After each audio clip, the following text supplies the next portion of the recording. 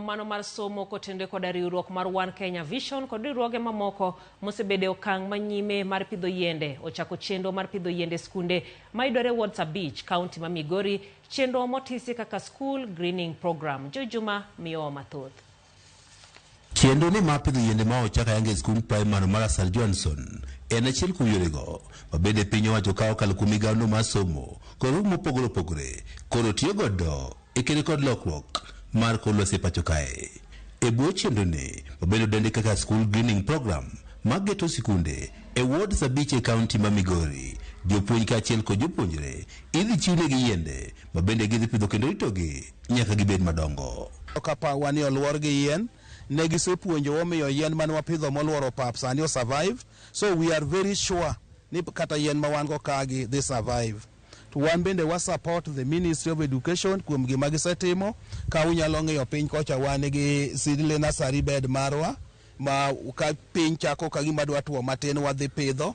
Ajiwo jogo duto, riwruoge, jotelo, ofise mopogore opogore made dwar ni mondo mi gikonyre kodwa e weche mag pidho yien e skunde. Ni wamakre, seche moko inyalo gombo pidho yien, to king'eyo yien makare monego pidhi, ok ing'eyo rit makare monego bed ni yien no yudo. Ka opogore kod pidho yiendegi, riwruogno mar One Vision Kenya ka otende kod Migao no mar somo bende dhi kelo puonj ne jopuonje kaachiel kod jopuonje e yo makare mar rito alwora. Culture ma wabiro timo, wagombo ni mondo wabiro kit program mar puonjo nyithindo matindogi, especially wagombo ni 4K clubs manitiere chon cha mondo duogi mondo nyithindogi ong'e ni wach program mar pidho yien en gima ber.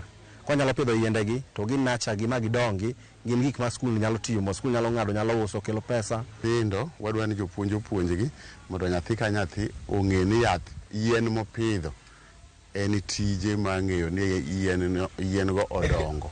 Director Migao no mar somo e sub-county ma Suna West Joseph Onyango wanje puonje ka japuonjre dhi pidho yiende 4 ka japuonj to dhi pidho yiende maromo 10. Koro wakwayo mana jopuonj gi nyithindo mondo kony wayud that target by making sure ni gipidho yien. To ok ochuno ni nyaka obed mana 4 kuom nyithindo under 10 kuom jopuonj. Unyalo pidho mang'eny mokalo kanyo, but watem mondo ng'ato kuom nyithindo pidho 4 kuom jopuonj pidho 10. Victor Ogindo riwruogno mar One Vision Kenya ojiwo piny owacho mondo koro ketie tim chike makedo kod lokruok mar kor lwasi ka en oganda mathoth koro pok ong'eyo tijgi makare e ng'wech mar kedo kod lokruok mar kor lwasi.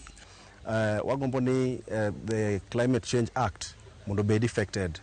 All these things koko watimo to ang'e ni dhi promote kendo dhi miyo weche mag alwora wabedo maber. Moloyo duto wang'e ka sani alwora maro kethore.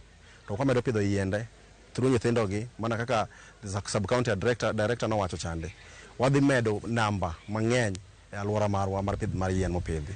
Kata bed ni piny owacho osewuok oko mar jiwo chenrogo mag pidho yiende e pacho ka, jogo mosebedo okang' manyien mar rito alwora dwaro mondo koro piny owacho bende oket okenge makare mar rito yiende mopidhgi nyaka gidongi. Jojuma, Ramogi TV, Migori.